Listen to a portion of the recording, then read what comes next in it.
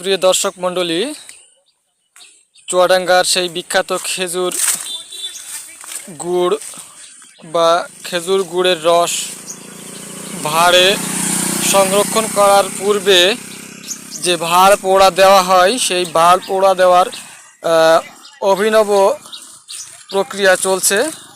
আর এই প্রক্রিয়াটি সম্পাদন করছে আমাদের ভাগ্নে রনি।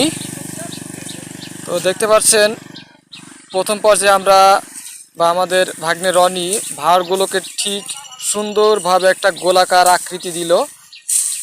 তারপর সামনে প্রত্যেকটা ভাঁড়ের মুখে খেজুরের ছোগলা বা খেজুরের সর পাতা, সেই সাথে খেজুরের শুকনো পাতা উপরে বিছিয়ে দিল।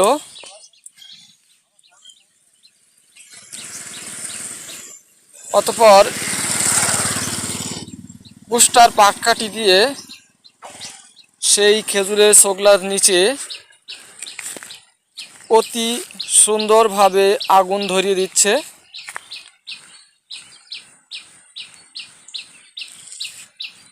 যাতে এই ভাঁড়গুলো পরিপূর্ণভাবে শোধন হয় এবং স্বচ্ছ বিশুদ্ধ রস সংরক্ষণ করার জন্য উপযোগী হয়।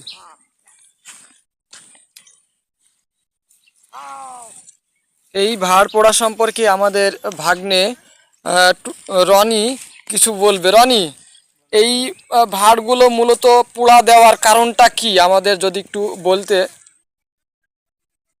ভাঁড়টা পোড়া দেওয়ার কারণ হচ্ছে রসটা ভালো হবে, তারপর রসটা গুড়টা সুন্দর হবে।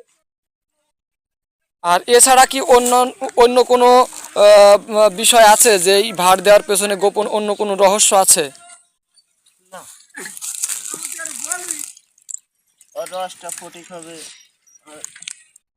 তো শুধু দর্শক মণ্ডলী, আপনারা আমাদের ভাগ্নের মুখ থেকে শুনতে পারলেন যে এই ভাঁড়গুলো পোড়া দেওয়ার কারণে ভাঁড়ে মানে আমাদের যে খেজুর রস সংরক্ষণ করা হয়, সেই রসটা সুন্দরভাবে স্বচ্ছ পরিষ্কার হবে, এই রকমের একটা আমাদের কিন্তু বার্তা দিল আমাদের ভাগ্নে। দেখছেন কত সুন্দরভাবে দক্ষতার সাথে ভাঁড়গুলো পোড়া দিচ্ছে। এরই পরে আমাদের এই যে সামনে দেখতে পাচ্ছেন খেজুর গাছ, এই খেজুর গাছ, সেই সাথে আরও পাশে অনেক খেজুর গাছ রয়েছে। এই খেজুর গাছেই আমাদের ভাঁড় পাতার সংরক্ষণের রস সংরক্ষণের যে প্রক্রিয়া, সেগুলো পর্যায়ক্রমে চলবে, চলমান থাকবে।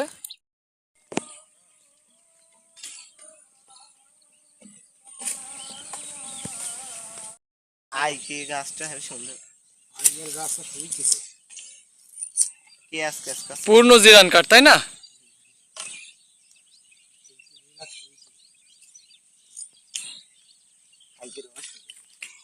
ফোটাই ফোটাই রস পড়ছে। এটা বড় ভাত দেবো না, এই ভাতটা লোড হবে। ভাত তো সাপা হয়ে গেছে না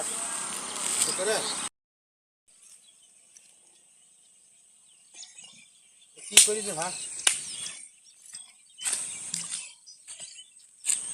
আজকে রস হবে এই গাছটা ভাত টাপে টাপে হবে। এই ওইটা পেতে হবে না।